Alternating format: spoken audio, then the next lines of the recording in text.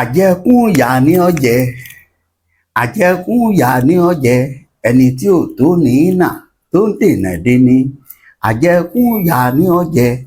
ẹ gbọ́ ọmọ Yorùbá, mo ní àjẹkún ìyà ní ọ̀jẹ̀ ẹni tí ò tó ní nà tó ń dènà dé ní àjẹkún ìyà ní ọ̀jẹ̀. bẹ́ẹ̀ ni, torí pé èèyàn bá lè dá àyàn mú tó bá lókun pé tó fẹ́ tọ̀ àjẹkún ìyà ọ̀pọ̀lọpọ̀ ìyà dáńgbòrò bá àyà ní ọ̀jẹ̀ wàláhì tàláhì ògún gbọ́ Ọlọ́run. ẹ gbọ́ kí ló fàdí ọ̀rọ̀ Sẹ́ríkì ọmọ àbá olóyè Sunday Adéyẹmọ pàdé nínú ẹgbẹ́ APC. gbẹgẹdẹ gbiná Sẹ́ríkì pàdé Sunday Ìgbòho l'APC, ta ni ó fìjọba alẹ̀ fúnra wọn. ọmọ Yorùbá, ẹ máa rí wìrìwìrì, ẹ máa gbọ́ wìrìwìrì lónìí lórí ètò. àwọn àjọ Fúlàní ya wọ ààfin kábíyèsí Olúbàdàn tìlú Ìbàdàn lórí kíni, gbogbo ẹ̀ ni wọ́n gbé yín débẹ̀ lọ́kọ̀ọ̀kan ìjèjì. ẹlẹ́ẹ̀kẹta tó tún dà bẹ́ẹ̀ fún àwọn Haúsá, àwọn náà yarí pé àṣebàtà ti ń tà wọ́n náà lẹ́sẹ̀ ọjọ́ pẹ́. wọ́n ní a gbọ́dọ̀ dìbò fún Fúlàní. àṣé gbogbo àwọn ṣàgàrí Fúlàní ni wọ́n táwa ń pè wọ́n láwùsá. gbẹgẹdẹ gbiná, àmọ́ ọ̀kọ̀ọ̀kan ni wọ́n yàn án, torí wọ́n ní ọ̀kọ̀ọ̀kan báyìí iná ẹ̀ là á yọsẹ̀ nínú ẹ̀kú, bẹ́ẹ̀ ni kúlù ẹ̀ má bàa ṣubú, bẹ́ẹ̀ ni ọ̀kọ̀ọ̀kan báyìí náà là á yọsẹ̀ nínú ṣòkòtò kúlù ẹ̀ má bàa takulẹ̀. máa bá yín yànnà náà ọmọ Yorùbá, ẹ farabalẹ̀ kẹ́ gbọ́ mi, ẹ wá bá mi farabalẹ̀ kẹ́ máa ṣí àtò yìí. wọn a máa sọ pé kóńkó méje kò gbọ́dọ̀ so kò gbọ́dọ̀ fojú kanjú, kóńkó méje ti fojú kanjú. tẹ́ ẹ bá gbàgbé àwa rántí Sẹ́ríkì ìjọsìn iṣẹ́ ìgbàgbé, wọn ò gbé yín débẹ̀. Sẹ́ríkì náà darapọ̀ mọ́ ẹgbẹ́ òṣèlú APC. bẹ́ẹ̀ ni olóyè Sunday Adéyẹmọ láti fi mímọ oore ìdìbò tí oore bàbá wa Bọ́lá Ahmed Tinubu ṣe fún wọn, àwọn náà sọ pé tó ẹjẹ́ ń ṣe díẹ̀, ẹjẹ́ ń ṣe gààyà kí n darapọ̀ láti san oore fún olóore, torí wọ́n ní ẹ̀yin àgbà náà lẹ́bọ̀ lẹ́ni tí ọlọ́ṣà ẹni tó bá ta bá ṣe lóore bí ọ̀bà dúpẹ́ ó dàbí kọ́lọ́ṣà kò ní lẹ́rù lọ ni.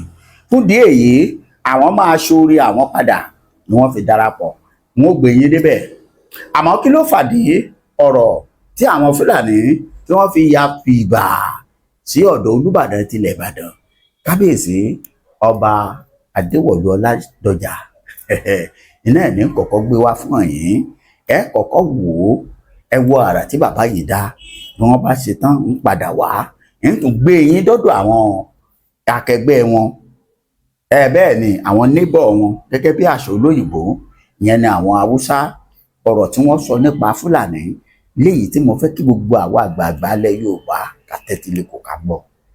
lẹ́yìn eléyìí ń wá gbé yín débẹ̀ gan pàpà bí Sunday Adéyẹmọ Ìgbòho Òòṣà bó ṣe pàdé Sẹ́ríkì l'APC nínú ẹgbẹ́ òṣèlú APC. ta ló máa sá fúnra wọn? ṣé ẹ gbàgbé ọ̀rọ̀ bàbá yìí, bí n bá ṣèrè Sunday Ìgbòho ara mi ó sì máa gbọ̀n, òtútù á máa mú mi pẹ̀lú. wọ́n ti wá pàdé nínú ẹgbẹ́ báyìí, tó tútù ó tún mú bàbá yìí, àpótútù ò ní mọ́.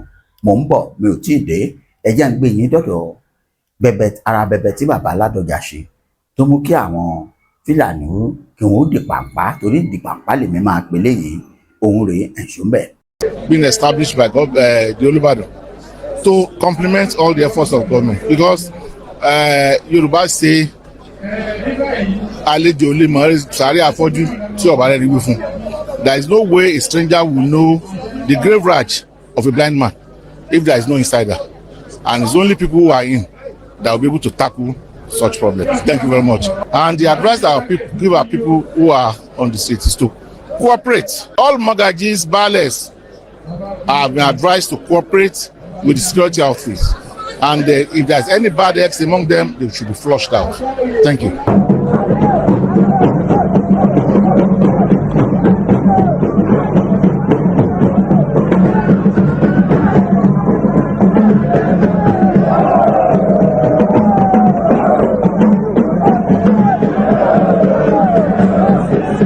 ẹ káàbọ̀ padà. Ara nǹkan tí bá kábíyèsí ọba adéwọ̀lú abdulrasheed ọládọjà tí wọ́n ṣe rèé, òun lẹ rí yìí, wípé tó apá ìjọba nìkan ò ká ọ̀rọ̀ ètò ààbò nílẹ̀ yorùbá àti ní gbogbo téèyàn bá wà, tí wọ́n fi wá lọ ṣe pé òkè àwọn náà wá wo tó àwọn irú èèyàn tá a bá sọ pé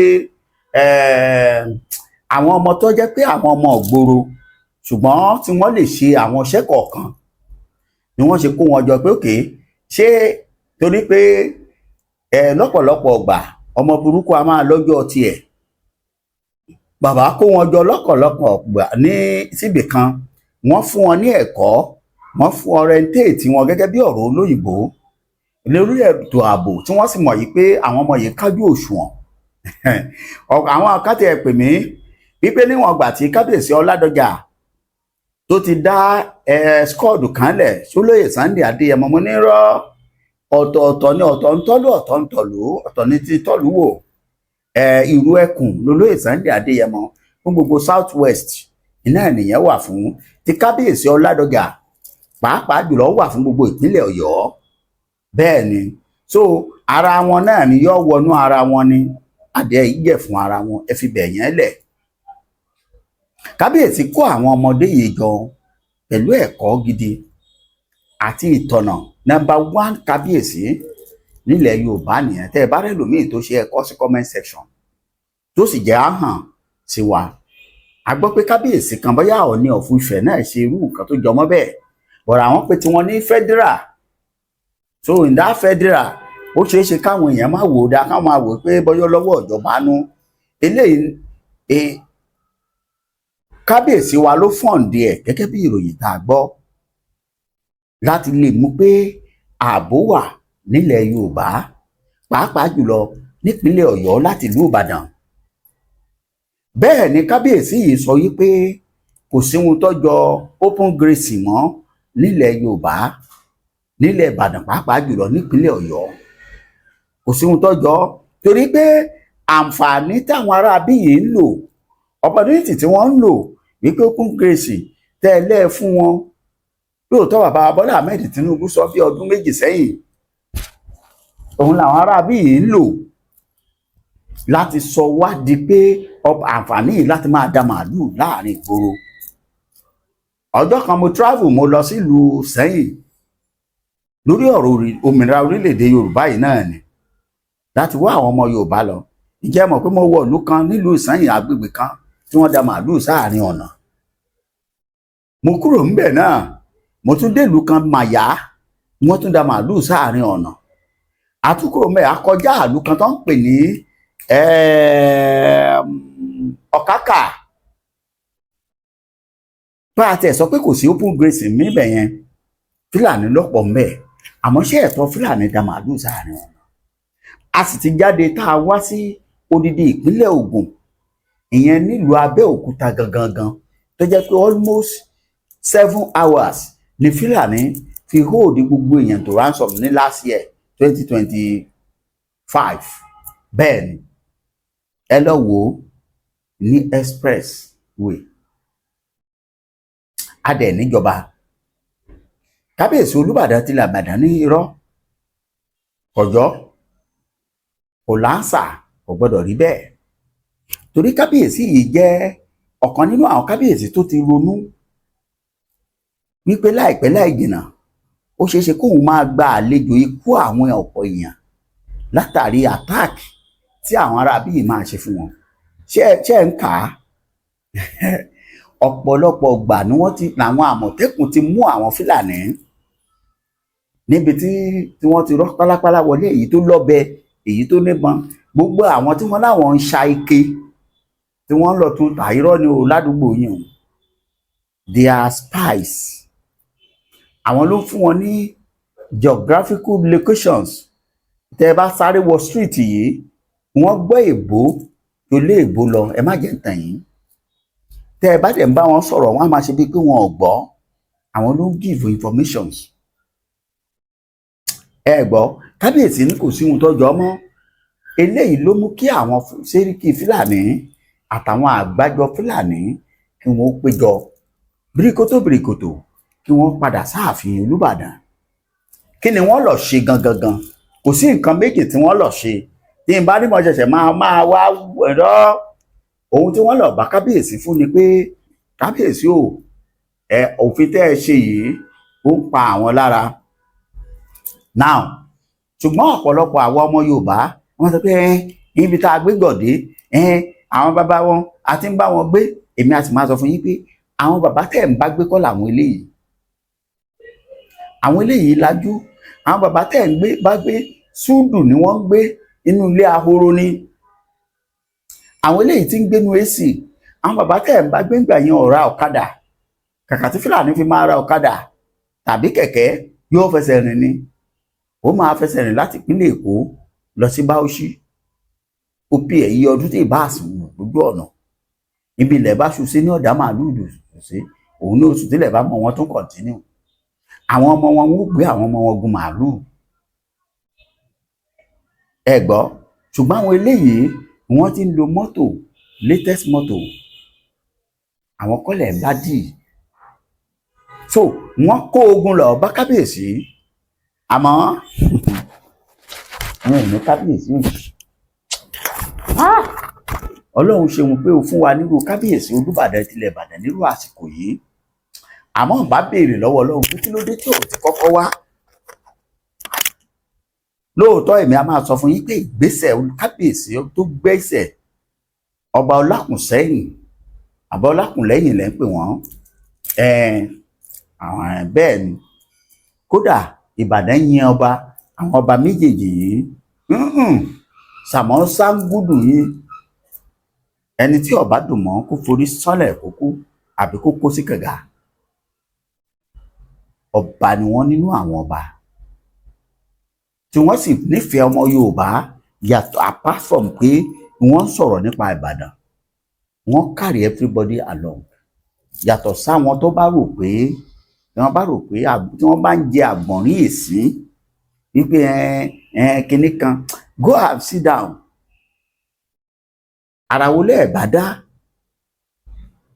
tó fẹ́ tójo sí Olúbàdàn tìlú Ìbàdàn dá. Ọmọ Yorùbá ẹ máa bá mi kọ orílẹ̀-èdè Yorùbá. Kábíyèsí yìí ni kábíyèsí àkọ́kọ́ tó kọ́kọ́ béèrè fún orílẹ̀-èdè Ìbàdàn state Ìbàdàn. Ẹ má gbọ́ ó ní kì í ṣe Ìbàdàn nìkan àwọn kábíyèsí ni ó kọ́kọ́ sọ̀rọ̀ nípa ọmọ Yorùbá generally tí ò ní sọ nípa tara ẹ̀. Àmọ́ tó bá dé level kan á máa jẹ́ kó yé yín pé àṣẹ tòun ò kọjá ìpínlẹ̀ Ọ̀yọ́ torí pé kò fẹ́ kọsẹ̀ lára àwọn tó kù. Èmi ṣe ń sọ fún yín pé tá a bá fẹ́ yan ọba bóyá ká máa sọ fún Ifá pé ẹni tó ti wọ 80 years 78-80 years ní kẹ́ ẹ máa yẹn fún wa lọ́ba. Ẹ má mú àwọn ọ̀dọ́ mọ́. Ìrọ̀ dàbí pé àwọn ọ̀dọ́ yìí kódà àfi sùúrù lọ̀rọ̀ wọn. Àwọn náà ń ṣe dáadáa o. Ìgbò yẹn kábíyèsí tẹ jẹ́ yọ̀ ìbò mi tó yín bo kábíyèsí forí adé kò sí fìlà. Àmọ́ mo fẹ́ kẹ́ ẹ kọ́ ìgbésẹ̀ kábíyèsí Olúbàdàn tilẹ̀ Ìbàdàn. Ibẹ̀ nìkan kọ́ là ń lọ. Ẹ wá gbọ́ tuntun ohun tí ò yé gbogbo ọ̀pọ̀ èèyàn. Ọ̀pọ̀lọpọ̀ á sọ pé tẹ bá ti rélé yìí Haúsá lẹ̀ ń pè wọ́n. Iná ẹ̀ làwọn ọ̀pọ̀lọpọ̀ wọn fi wà láwọn ìlú òkè. Àwọn ìlú bí ìlú tẹ bá dé Òkè Ògùn, Ìsẹ́yìn, Ẹ̀pàpó, Òkè Àmù, Ọ̀kákà, Òtù, Kọ̀mú, Pabọdẹ, Ẹgbójàyè, Igbó Ọrà, Ìlàlátẹ̀, Ìrúwà, Àwáyè, Ìdèrè, Tápà, Ayétẹ̀ tó fi wọ̀lú Gàngàn, Ìgànná, Ìlérò, Ayétòrò Òkè, Ìjìó Olé, Ìdìkọ́ Olé, Ìdìkọ́ Àgọ́, Ìjìó àti bẹ́ẹ̀ bẹ́ẹ̀ lọ. Wọ́n máa pe málà léléyìí láì mọ̀ pé Fúlàní ni wọ́n. Ẹ wá gbọ́ àṣírí. Àṣé àwọn ọ̀pọ̀lọpọ̀ àwọn tẹ́ ẹ̀ ń yàn sípò tẹ́yìn rò pé málà ni wọ́n, àṣé Fúlàní òun rèé ń padà bọ̀. Ẹ bá ń gbọ́ nǹkan tí arákùnrin yìí sọ. Ọ̀yá ẹ̀ ṣùgbọ́n.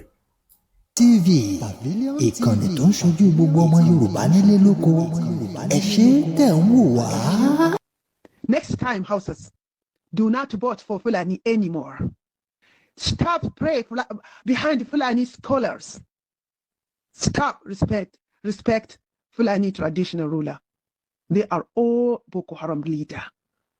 To be frankly with you, let me tell you something, Nigerian. Badar Abu Bakr, Minister of Defense, he is a terrorist. He is a terrorist. Nuhur Bado is a terrorist. Balla Matawalle, former Gwamna of Zamfara, is a terrorist. El-Rufai, Atiku Abubakar, Rabi Musa Kwankwaso, Sunusi Lamido Sunusi, Sila Lamido, Gumi, Pantami, Abdallah Gadan Kaya, Yahaya Jingir, Mansur Sokoto, all of them supporting this terrorist activity, which Fulani doing now. To be frankly with you, those people carrying gun around Nigeria, they are not a real terrorist. A real terrorist is Shaitan of Sokoto. If we want peace in this country, we have to catch them. As they catch Balla Badejo, Mieta Allah leader. He's in prison now. But he's a little leader. If we want peace in this country, so we have to catch Shaitan of Sokoto or Sultan of Sokoto. He is a big leader of terrorists in this country. If we want peace in this country, we have to catch Tahir Bauchi, Azazagi, Kariballah, Yahya Jingir, Gumi. If we want peace, or if we want peace in Nigeria, we have to catch these people. Seriously, all of them are terrorists. They are the leader of Boko Haram. Yes, they are the leader of Boko Haram. Who is Boko Haram? Buba Maro Metesini, who's unalive millions of Hausa people. I was a little girl. Many of them, you don't know about him. Buba Maro Metesini, he is a Fulani man.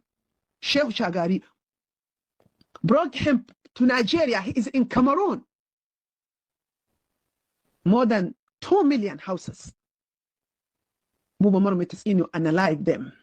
He used religion. Hausa people, we have to wake up. Do not let anyone to use religion to deceive you. They don't care about religion, Fulani. They don't have religion. They don't have religion. As they ẹ káàbọ̀ padà ẹ ti gbọ́ wípé ọ̀pọ̀lọpọ̀ wọn tí wọ́n ń jáde Fúlàní ni wọ́n dà bandit. Àwọn ara wọn náà ló ń sọ yìí o, èmi kọ́ mo bá wọn sọ o. Bẹ́ẹ̀ ni àmọ́ báwo la ṣe bọ́m̀bẹ̀ wọ́n ní a má dìbò fún wọn mọ́. Àwọn kan sọ̀rọ̀ pé Sunday Adéyẹmọ sọ pé ìdè Bọ́lá Tinubu la máa dìbò fún tálàbá dì fún. As at now ẹ tọ́ka sẹ́ni tá a fẹ́ dìbò fún. No. Ọ̀tọ̀ ní kéèyàn sọ̀rọ̀, ọ̀tọ̀ ní kẹ́ ẹ wò pé bóyá àbí nǹkan kan wrong pẹ̀lú ẹni yìí. Lọ́dọ̀ tí yín nìkan pé bóyá nǹkan wrong pẹ̀lú ẹ̀. Everybody ló entitled sí opinion ẹ̀. Opinion tí ẹ lè yàtọ̀ sí tèmi. Àmọ́ normally ọmọ Yorùbá bá a bá dìbò fún Tinubu ṣàtìkù máa bá wa ṣe. Náà ní ẹgbẹ́ tí wọ́n lọ mú jáde, wọ́n lọ mú Kakwanso àti Obi. Ara wọn ni Fúlàní ní Kakwanso. Ẹ gbọ́ nínú ọ̀rọ̀ tí arákùnrin yìí sọ. Bó o láti máa ṣe tẹ́ni méjì ẹni mẹ́ta fi fẹ́ rìn méjì. Kò ṣeé ṣe. So Bọ́lá Ahmed Tinubu náà ni àrọ̀gbọ́n mi dá. Àmọ́ nǹkan tèmi ń sọ fún gbogbo wa ni pé ẹ̀jẹ̀ àfọ̀mọ̀ṣe mò ń padà bọ̀. Ẹ̀jẹ̀ ń gbé yín nìní pẹ́ gbé yín débẹ̀ níbi tí bàbá wa Sunday Adéyẹmọ Ìgbòho Òòṣà tó ti pàdé Sẹ́ríkì ní APC. Mò ń bọ̀, màá gbé yín débẹ̀, ẹ̀yin ẹ farabalẹ̀. Èmi ṣetán láti mú yín rìnrìn àjò. Bẹ́ẹ̀ ni olóyè Sunday Adéyẹmọ wọ́n ti pàdé Sẹ́ríkì nínú ẹgbẹ́ APC. Báwo ló ṣe ṣẹlẹ̀? Òun rèé nínú ìwé ìròyìn bó ṣe lọ. The governorship aspirant of All Progressive Congress ní Kwara State, Prince Aliru Mahmood on Wednesday, stepped down from 2027 race and endorsed the fellow aspirant SERIKI. SERIKI máa di gómìnà nípínlẹ̀ Kwara nínú ẹgbẹ́ òṣèlú APC. Ibo lolóyè Sunday Adéyẹmọ máa sá sí torí pé gómìnà ojú security lọ, gómìnà ju ọmọ ẹgbẹ́ lọ. Now àmọ́ kò sí bó ṣe máa jẹ́ bí ọ̀rọ̀ bàbá mi kan, kò sí ọ̀nà tẹ́ ẹ fẹ́ gbé gbà. Olóyè Sunday Igboho ọmọ Yorùbá ni. SERIKI kan ò lè jáde níbì kan nílùú Kwara tẹ́ ẹ ti fẹ́ pa gbogbo ìran Yorùbá tán pátápátá kẹ́ ẹ wá sọ pé ẹ má jẹun sì sọ pé ẹ sọ pé orí yín ó kò possible. Bẹ́ẹ̀ ni bí láńlọ́ọ̀dù tó bá gba ìyàwó onílé, onílé ní ó lọ. Bónílé bá gba ìyàwó láńlọ́ọ̀dù, bí tẹ́nàntì bá gba ìyàwó láńlọ́ọ̀dù, tẹ́nàntì náà ní ó lọ. Bí láńlọ́ọ̀dù bá sì gba ìyàwó tẹ́nàntì, tẹ́nàntì ní ó lọ. Kò sọ́gbọ́n tẹ́ ẹ fẹ́ dá sí, kò sọ́nà tẹ́ ẹ máa gbé gbà. Ibi tí mò ń lọ nu, SERIKI tó lọ pàdé olóyè Sunday Adéyẹmọ ní APC, olóṣèlú ni. Ìran Yorùbá, àmọ́ bí wọ́n ṣe ṣàlàyé ẹ̀ fún wa àfi pé SERIKI Sàlíù rí fámìlì ẹ̀ gẹ́gẹ́ òun lẹ ti gbọ́ yìí. Sàlíù òun lọ àánú àwọn ọmọ SERIKI, àwọn ni wọ́n lọ di gómìnà, wọ́n wẹ́ di gómìnà ní Kwara State. Tẹ́ ẹ bá gbàgbé nígbà tí wọ́n lé wọn kúrò ní ìlú Ìgàngàn, Ìlọrin náà lọ padà fi kalẹ̀ sí. Ó fẹ́ di gómìnà báyìí, níbo lolóyè Sunday Adéyẹmọ máa fojú sí tó bá tẹ̀ wá wọlé lẹ́gbẹ́ òṣèlú APC.